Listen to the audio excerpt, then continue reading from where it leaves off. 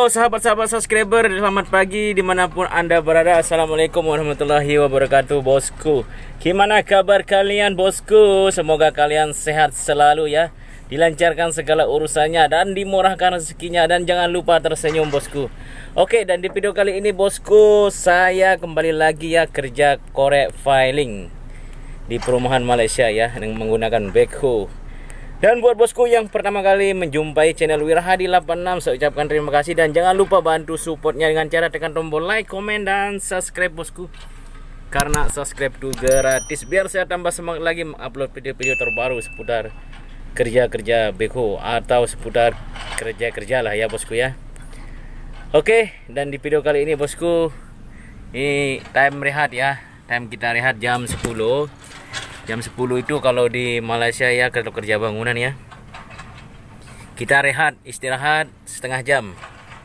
Lepas itu jam 3 juga kita akan rehat juga, bosku. Jam 3 setengah jam. Dan jam kerjanya satu hari hitungannya balik jam 5. Jadi kalau lebih udah jam 5 ataupun sampai jam 6 setengah itu sudah dihitung lembur, bosku ya. Oke, semeton di tahu sih dia semeton. Jangan lupa like, komen, dan subscribe. Dan mas-mas, konco-konco nang di jaluk tulungnya di subscribe ya, mas ya. Matur suwun. Oke, terima kasih. Selamat menonton.